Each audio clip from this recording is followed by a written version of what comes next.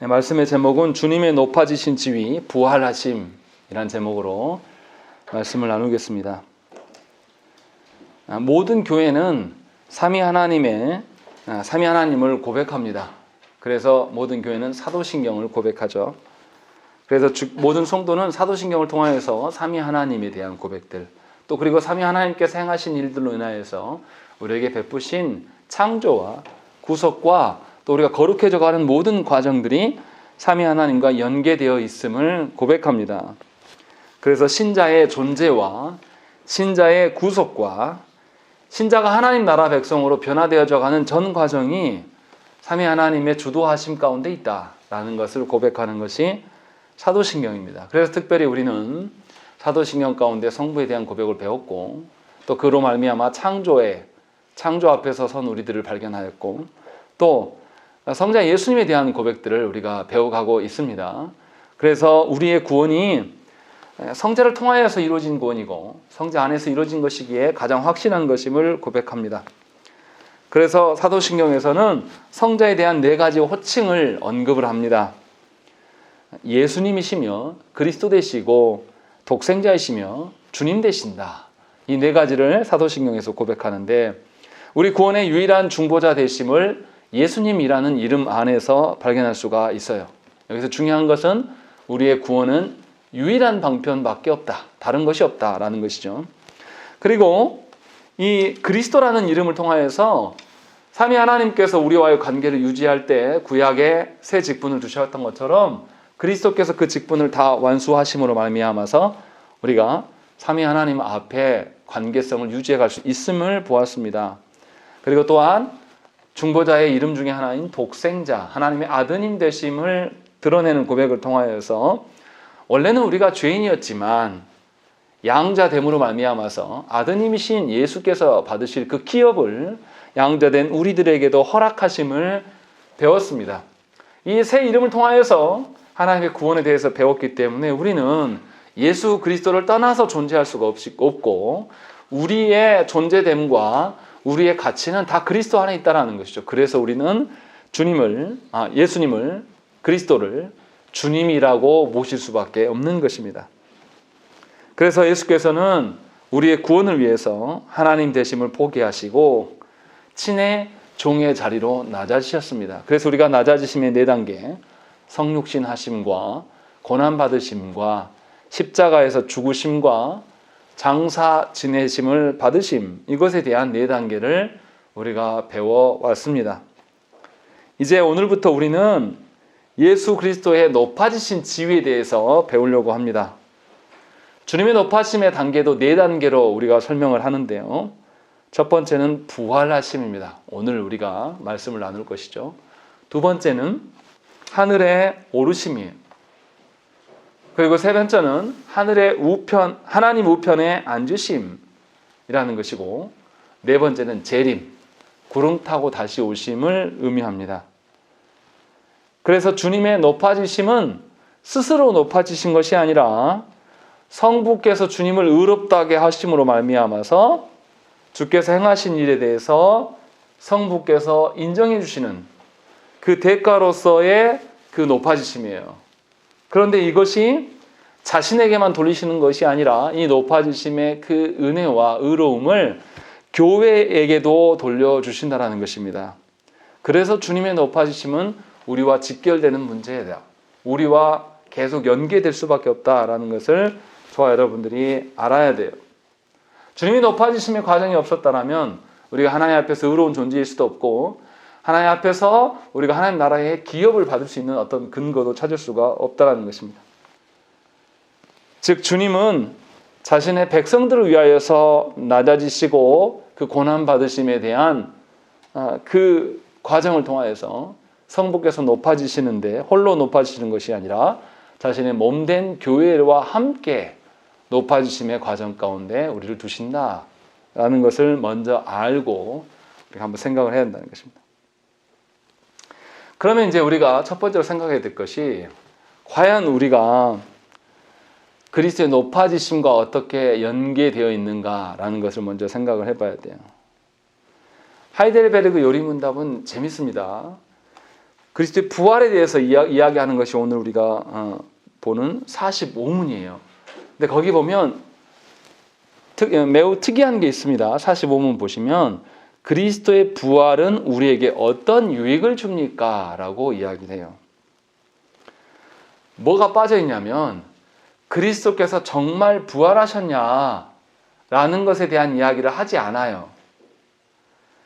왜냐하면 요리문답에서는 부활의 사실을 입증하려고 하지 않습니다. 왜냐하면 입증할 수가 없어요.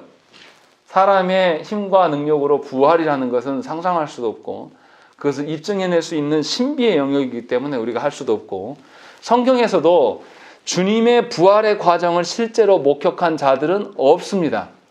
주께서 이미 부활하신 결과만을 본 기록들만 나열되어 있지 실제로 부활하심을 입증하고 그 부활하는 전 과정을 누가 목도했다라는 기록은 어디에도 없어요.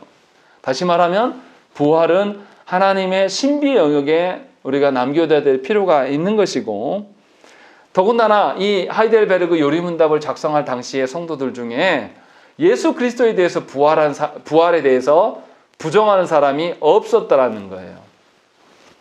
그런데 우리 시대에는 이 부활 자체를 부정하는 사람들이 참으로 많습니다. 심지어 창조까지도 과학으로 입증하려는 시도들을 교회가 계속 행한다는 이것은 어리석은 거예요. 무에서 유를 우리가 어떻게 압니까? 우리는 경험한 적도 없고 앞으로도 일궈낼 수가 없는 것이 무에서 유인데 그 창조를 과학으로 입증하려고 하는 그 어리석은 행동들을 교회가 나서서 하려고 하는 것이고 세상의 그 논리들을 우리가 받아서 살려고 하는 모습들이 우리 안에 참 많다는 것입니다. 그런 점에서 같은 맥락에서 부활에 대한 생각들을 우리가 바르게 가져야 될 필요가 있다는 것입니다. 우리 시대에는 부활을 부정하는 사람들이 너무 많아요. 그래서 어떻게 이야기하냐면 실제로 예수님이 죽은 게 아니라 잠깐 기절하신 거였어. 그렇다가 깨어난 거다. 이렇게 해석하는 사람도 많고 또 어떤 사람들은 진짜 부활하신 것이 아니라 제자들이 주님이 너무 보고 싶으니까 계속 그것을 꿈꾸고 상상하니까 제자들이 집단 환상을 본 것이다. 집단 환각을 본 것이다. 이렇게 주장하는 사람들이 있습니다. 그런 사람들이 교회 안에 있다라는 거죠. 그런데 그렇게 보면 성경이 거짓말이 돼버려요. 왜냐하면 사복음서와 나오는 사복음서에 다 부활에 대한 언급을 하고 있고 심지어 서신서, 바울이 쓴 서신서에서도 부활에 대한 언급들을 계속하고 있거든요. 그러면 이 성경 말씀 자체가 거짓이 되는 것입니다. 그러면 사실은 다 무너지는 거죠. 그런 점에서 제가 지금 드리고 싶은 이야기는 뭐냐면 부활을 입증하려고 하는 어리석음을 멈추라는 거예요. 하나님께서 행하신 거예요. 문제는 뭐냐면 이러한 생각들을 많은 그리스도인들이 갖고 있다는 게 현대 그리스도인들이 갖고 있다는 거죠. 실제로 자유주의자들은 주님의 부활을 인정하지 않습니다.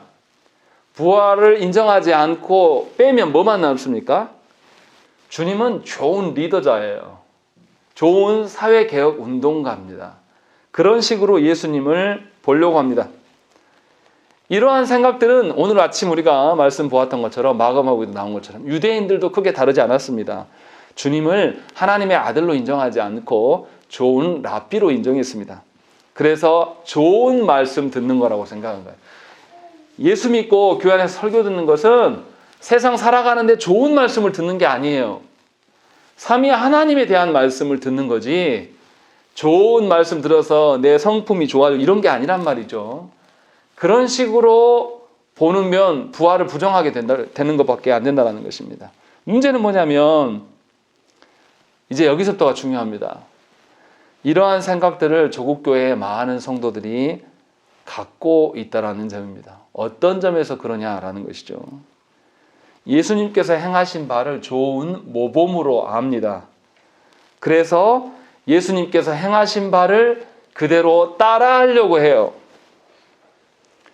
제가 안타깝게 생각하는 것은 뭐냐면 예수님을 닮아간다라는 의미를 한국교회에서는 너무 모른다라는 것입니다. 우리가 오늘이 부활주일인데 그 전주에 이 고난주간을 겪으면서 교회들이 뭐 하려고 합니까? 예수께서 십자가 지심을 똑같이 지고 따라가려고 하는 겁니다. 그런데 우리가 앞에서 배웠지 않습니까? 그리스도의 십자가의 달리심은 우리가 흉내낼 수 있는 것입니까? 아니에요. 성부로부터 하나님의 진노를 받는 거란 말이에요. 그걸 어떻게 우리가 감당합니까? 그럴 수 없는 건데 예수께서 행하신 것을 똑같이 따라가려고 합니다. 이것을 예수 닮는 거라고 생각해서 많은 교회의 중고등부에서 십자가 만들고 그거 지는 거, 고난에 참여했다 이렇게 말은, 그건 참여한 것도 아니고 흉내낼 수도 없는 거예요.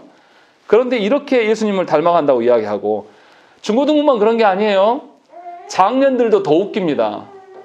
예수님의 제자가 몇 명이었습니까? 12명이었어요. 그래서 교회 안에서 제자 훈련반을 12명으로 제한하는 그런 일들을 해요. 12명으로 편성하면 예수님 따라가는 겁니까? 예수님 닮아가는 겁니까? 더 쉬운 이야기 해볼까요? 우리가 예수께서 40일 금식을 하였기 때문에 특별기도, 특별 새벽기도 할 때 며칠씩 합니까? 40일씩. 40일 금식하면 예수님과 똑같이 하신 겁니까? 전혀 다른 거예요. 주님이 금식하시면서 사탄의 시험을 받는 것과 우리가 시험 받는 것과는 본질적으로 달라요. 그런데 우리는 이것을 따라합니다. 그러면서 그럴 수 있을 것이라고 생각하는 거예요. 왜 그렇게 하냐면 예수님의 행하신 것이 좋은 모델로 보기 때문에 그래요. 부활 우리가 흉내낼 수 있습니까?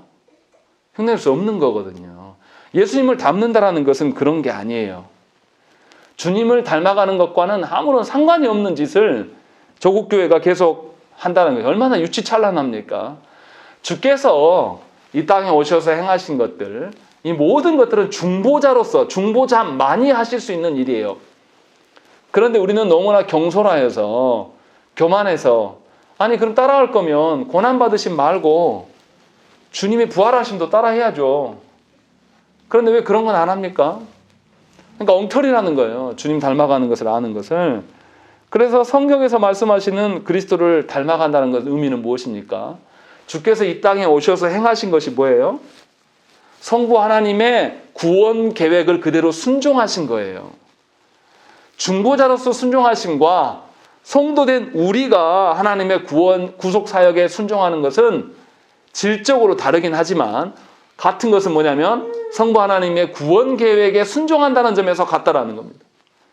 그래서 우리가 그리스도를 닮아가는 것은 성부 하나님의 구원 계획에 순종하면서 사는 거예요. 내 인생을 내가 계획하고 내가 설계하고 내가 말하는 세상에서의 높아지는 지위를 이뤄가는 것이 내 인생이 아니라 하나님 나라의 구원 계획을 수립하는 측면으로서 내 인생을 계획하는 것, 이런 방식으로 행하는 것이 예수 그리스도를 닮아가는 거예요. 예를 들자면 예수께서 십자가에서 죽으신 것처럼 우리도 우리의 죄를 십자가에 못 박는 일, 끊임없이 일상을 살아가면서 내 죄를 내가 스스로 해결할 수 없기 때문에 그리스도를 찾는 일, 이런 것이 예수 그리스도를 닮아가는 것이랍니다. 이런 방식을 저와 여러분들이 고치지 않고서는 주님의 부활하심의 의미를 알 길이 없어요. 흉내낼 수도 없는 것이고. 그런 점에서 앞으로 우리가 예수 그리스도를 닮아간다는 데에서 엉뚱한 소리 하는 사람들한테 우리가 가서 말해줘야 돼요. 예수님 흉내내는 거 아니다. 흉내낼 수도 없고, 그것이 아니고 성부께서 계획하신 그 구속 사역의 전반에 대해서 주님이 순종하셨던 것처럼 나와 당신의 삶 가운데서 하나님께서 구속 사역을 이뤄가는 데에서 우리가 순종해 나가는 것, 그것이 그리스도께서 걸어가신 길을 따라가는 것이고 그것이 그리스도를 닮아가는 것이다 라는 것을 최소한 알아야 된다는 것입니다. 그래서 주께서 행하신 사역들 중에서 가장 놀라운 것 중에 하나가 무엇이냐면 부활하심이에요. 그리스도께서 부활하셨기 때문에 우리도 부활하게 된다는 사실을 믿고 따르는 것입니다. 그래서 하이델베르그 요르문답에서는 부활을 입증하려고 하지 않습니다. 그리스도의 부활이 오히려 우리와 직접적으로 연결된다, 이 점을 강조하려고 하는 거예요. 그래서 45분에서 그리스도의 부활은 우리에게 어떤 유익이 줍니까? 라고 이렇게 물어보는 거예요. 그러니까 그리스도의 부활하심을 입증하려고 하는 것이 아니라 그리스도께서 부활하셨기 때문에 너도 그 부활 가운데 있는 것이다 라고 이것을 알려주는 거죠. 그래서 분명하게 저와 여러분들이 삼위 하나님의 행하신 신비적인 영역까지도 우리가 알려고 하는 교만함을 떨쳐버리고 그리스도의 그 부활하심이 나에게 어떻게 적용되어지고 부활한 자의 삶이 어떤 삶을 살아가는 것인가를 아는 것이 훨씬 더 중요하다는 거죠. 그 방향성을 바꾸라는 거죠. 그렇지 아니하면 우리의 두뇌와 우리의 어떤 지혜로 삼위 하나님의 일하심을 분별하려고 하는 그런 큰 범죄를 저지를 수밖에 없다는 점을 저와 여러분들 분명히 알아야 됩니다. 그러니까 정리하면 언약 백성이 해야 될 바는 무엇입니까? 그리스도께서 성취하신 구속 사역에 함께 동참하는 것이고 그리스도께서 걸어가신 길을 따라가는 것이 합당한 태도예요. 그러니까 설교자는 어떻습니까? 제가 지금까지 듣도 보도 못한 아주 새로운 것들을 전하려고 하는 것은 교만한 것입니다. 이미 주께서 이루신 바를 사도들에게 가르쳐셔서 교회 안에 그 가르침의 내용들을 계속 전수케 하셨단 말이에요. 이것을 충분히 연구하고 이것을 바르게 전하는 것이 설교자의 몫인 것이지 뭔가 자신만 특별하게 아무도 말하지 않는데 나만 깨달았다 그러면서 말하는 것은 전부 거짓이고 이단이에요. 교만한 일이라는 것입니다. 그것을 저와 여러분들이 분명히 알아야 돼요. 부활도 같은 맥락에 서 있다는 것입니다. 그러면 그리스도의 부활과 우리의 부활이 어떻게 상관이 있는 것인가? 이게 중요한 것이죠, 사실은. 그것이 굉장히 중요합니다. 45문에서 분명히 밝히는 것은 그리스도의 부활이 우리에게도 유익이 있다라고 분명히 밝힌다는 사실입니다. 첫 번째는 뭐라고 되어 있습니까? 우리 첫째 한번 읽어보겠습니다. 시작. 그리스도는 부활로서 죽음을 이기셨으며 죽으심으로써 얻으신 의에 우리로 참여하게 하십니다. 예, 여기 뭐라고 되어 있냐면 그리스도께 부활하신 바가 죽음을 이기신 것이다 라고 되어 있습니다. 그럼 여기서 죽음이 뭡니까? 죽음이 왜 생겼습니까? 우리의 죄의 결과로 말미암아서 죽음이 생겨난 거예요. 그런데 예수께서 이 죽음을 이기셨다라고 말씀하신다는 거죠. 이것은 무엇입니까? 예수께서 죄의 결과로 생겨난 죽음을 이기셨기 때문에 모든 믿는 자들은 죄 가운데 종노릇하고 사탄의 종노릇하고 있었는데 예수께서 그것을 죽이심으로 말미암아 걷어내셨단 말이에요. 그래서 이제는 더 이상 죄의 권능인 죽음에 매여 있을 필요가 없게 된 거예요. 다시 말하면 주께서 부활하심이 곧 누구의 자유가 되는 것입니까? 우리의 자유가 된 것입니다. 그래서 그리스도의 부활은 모든 믿는 자들, 예수 그리스도를 믿는 모든 자들도 동일한 죽음을 이기는 부활을 경험하게 된 것입니다. 그래서 요리분답에서는 예수께서 죽으심으로 얻으신 의를 우리에게도 참여케 하신다라고 고백합니다. 그래서 신자는 그리스도를 따라 죽고 그리스도를 따라 부활하는 삶을 살아가는 자라는 거죠. 오늘 본문의 말씀이 그 이야기 하지 않습니까?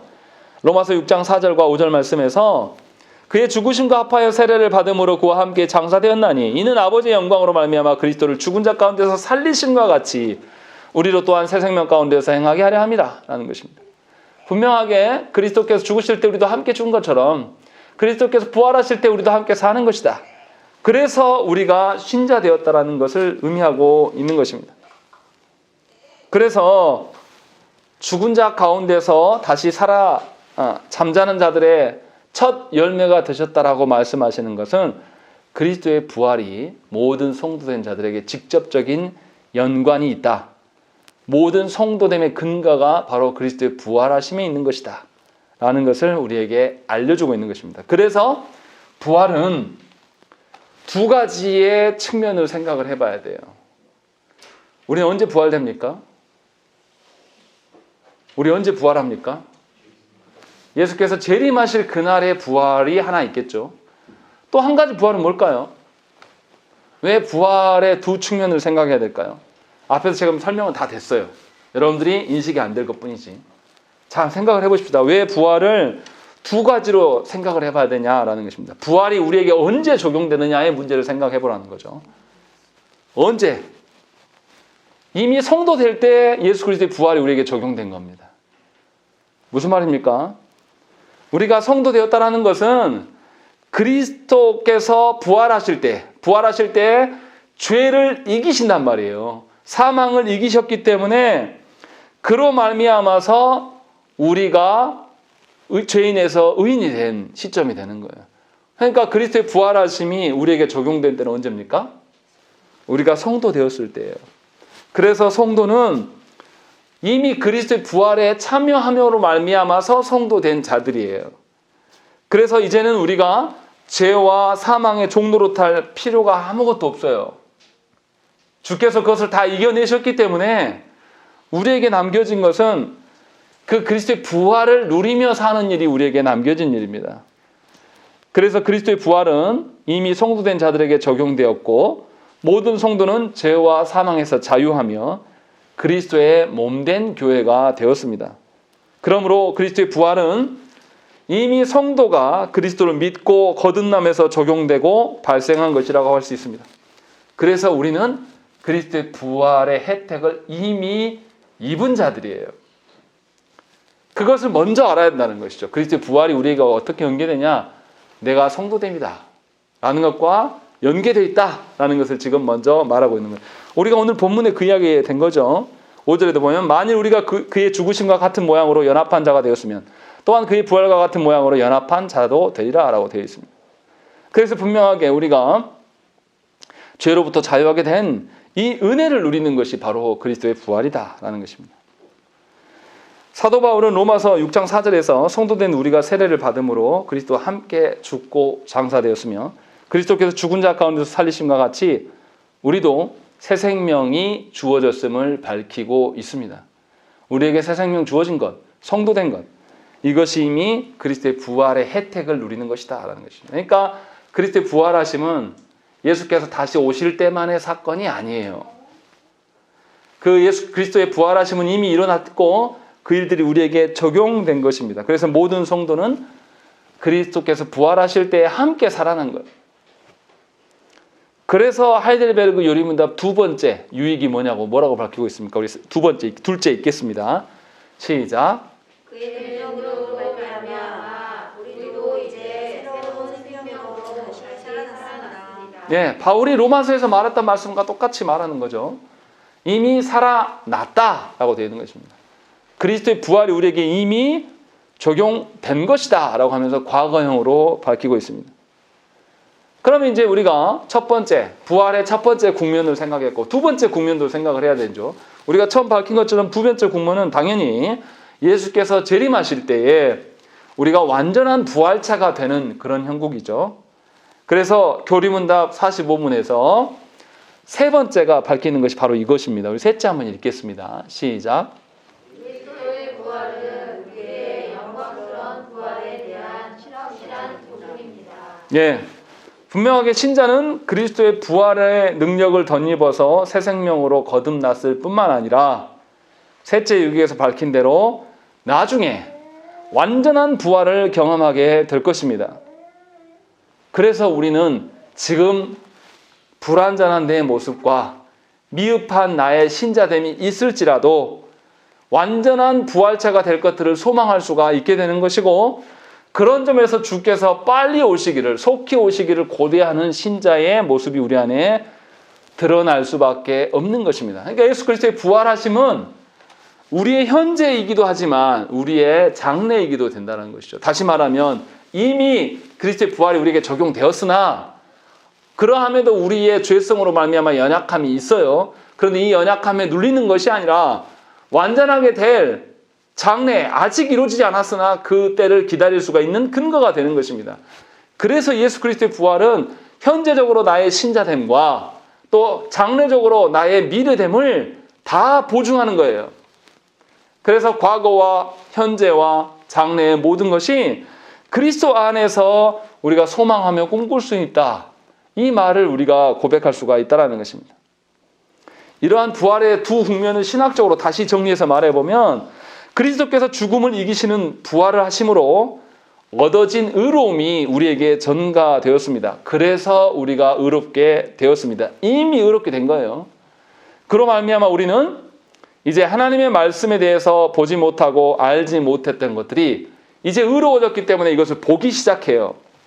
그래서 전에는 하나님의 뜻대로 살지 않았던 내 모습이 있었으나 이것이 나에게 아무런 가치 없음을 깨닫게 되고 이제는 하나님의 뜻 가운데 살아갈 수 있는 근거가 된 거예요. 그러니까 여러분들이 누구를 사랑하고 누구를 용서하는 것도 다 그리스도로 말미암음이에요. 여러분들의 능력으로 근거해서 누구를 용서하시고 누구를 사랑하십시오 이렇게 고면하는 게 아니란 말이에요. 그리스도께서 행하셨기에 그것이 우리에게 적용되었기 때문에 그것을 근거로 말미암아 살아가라고 우리에게 권면하는 것이에요. 동시에 그리스도의 부활은 우리의 영광스러운 부활에 대한 보증이 되는 것입니다. 주께서 이 땅에 재림하실 때에 우리는 주와 함께 성화될 뿐만 아니라 반드시 영화롭게 될 것입니다. 그래서 참된 영화의 상태를 경험하게 되는 것이죠. 다시 정리하시면 이런 겁니다. 예수를 믿기 전에는 죄의 종노릇 하고 있다가 예수 그리스도께 부활하심 우리에게 적용되었을 때에 우리가 칭의 받아서 성화를 시작할 수 있게 된 거예요. 그런데 성화를 시작할 수가 있다고 해도 그 성화로 인하여서 내가 완전한 상태가 되는 것은 아니에요. 늘 부족함이 있는 것이고 나 안에 죄성이 여전히 남아 있습니다. 그러나 성화를 누리며 살아갈 수 있도록 하나님 기회를 주셨고 이제 우리가 죽어서 주님 앞에 설 때 다시 예수께서 재림하실 때 성화됨만이 아니라 완전한 하나님의 영광 가운데 서게 된 영화로움의 그 은혜가 우리를 기다리고 있다는 것입니다.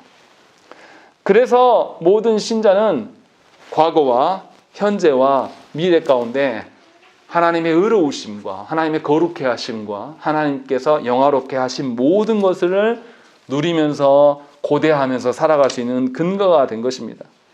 그래서 부활의 가치는 우리를 부분적으로 적용되는 것이 아니라 우리의 과거와 현재와 미래 모든 것을 조명하는 것입니다. 신자의 육신은 쇠하여져 가고 여전히 미흡하고 성화되는 데서 장애가 있습니다. 그러나 성도됨으로써 부활에 누리는 것은 우리의 육신의 한계와 우리의 죄성에 묶여있는 한계를 훨씬 뛰어넘는 거예요. 그래서 완벽하게 육신까지 완전한 자유를 누리게 되려를 하나님께서 약속해 주셨다는 것입니다. 그래서 우리가 주께서 다시 올 때에 우리의 육신이 완전한 상태로 변화돼요. 더 이상 죄와 사망의 종로로 사는 육신이 아니에요. 우리 그렇지 않습니까?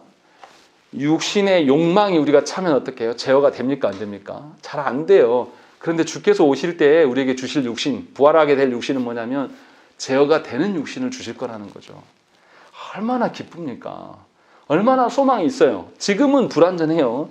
그러나 분명하게 완전한 자유를 이미 우리에게 약속하신 것이 그리스도의 부활하심이다 라는 것을 우리에게 말씀하고 있는 거예요. 그래서 신자가 인생을 살아가면서 세상 가운데서 고통받을 수도 있고 고난받을 수도 있고 또 내 실수로 인하여서 죄를 범하기도 하고 넘어지기도 해요. 그런데 우리는 좌절할 필요가 없어요. 왜냐하면 이미 예수께서 부활하심으로 말미암아 우리의 보증이 우리와 계약서 도장 꽝 찍으신 거죠. 그래서 소망이 있는 겁니다. 그래서 저와 여러분들이 누구를 봐야 됩니까? 그리스도를 보고 그리스도를 자랑하는 자가 돼야 돼요. 세상은 절대 이것을 모릅니다. 또 교회 안에 있는 자도 그리스도의 부활을 자기에게 적용하지 못하고 보지 못하는 자들은 이걸 자랑할 수가 없어요. 늘 자신의 삶이 어떻고 자신의 처지가 어떻고 이 말밖에 못한다는 것입니다. 그래서 그리스도의 부활이 우리에게 직접적으로 신앙의 유익을 줍니다. 예수를 닮아가는 삶을 살아갈 수 있게끔 하신다는 거죠.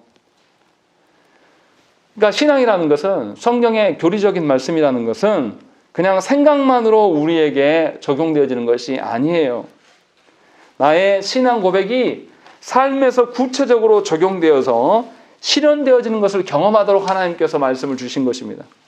그래서 말씀과 삶의 일치가 일어날 때에 또 일치가 일어날 수 있기를 위하여서 힘쓰고 애쓰며 살아갈 때에 그것이 그리스도를 닮아가는 삶이라고 우리가 말할 수가 있는 겁니다.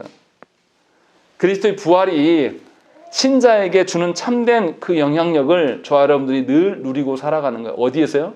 예배당에서 찬송 부를 때 말고요. 세상에 나아가서 세상의 논리를 다 이겨내고 주님이 나를 인도하신 그 논리로 살아갈 때에 거기에서 더 확실히 드러난다는 거예요. 이것을 못 보는 세상 사람들은 우리를 업신여겨요.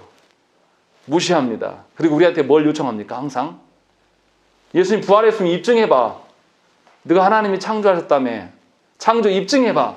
그럼 우리는 거기에 반응할 필요는 없어요. 어떻게 우리가 입증합니까? 삼위 하나님을. 우리가 입증할 것이 아니라 삼위 하나님께서 보이신 창조의 그 목적, 삼위 하나님께서 우리를 부활하게 하셔서 죄와 사망을 이길 수 있는 능력, 이런 것들을 부여하시는 것들을 우리가 누리면서 사는 것이 우리가 해야 될 도리라는 거예요. 그러니까 세상 논리에 넘어가지 말라라는 겁니다. 우리는 하나님의 말씀 가운데 서서 살아가면 되는 것입니다. 다시 예를 들어서 마지막으로 말씀드리고자 하는 것은 무엇이냐면, 정말로 그리스도의 부활을 누리며 살아간다는 것은 어떤 거냐면 머릿속으로만 하는 게 아니에요. 예를 들어서 결혼한 남녀가 있다고 생각을 해보십시다. 결혼한 남녀가 있는데 그 사람은 어떻게 삽니까? 결혼 전과 결혼 후가 어떻게 바뀝니까? 결혼하게 되면 배우자와 함께 자요. 또 배우자와 함께 먹습니다. 또 함께 일어나요. 장보고 할 때도 함께 동행할 수밖에 없습니다. 그러니까 성도가 살아간다는, 성도가 그리스도와 함께 살아간다는 것이 바로 이와 같은 거예요. 우리가 흔히 생각할 때 성경을 몇 번 읽었냐, 몇 독했냐 이런 거 자랑하는 분들이 있거든요.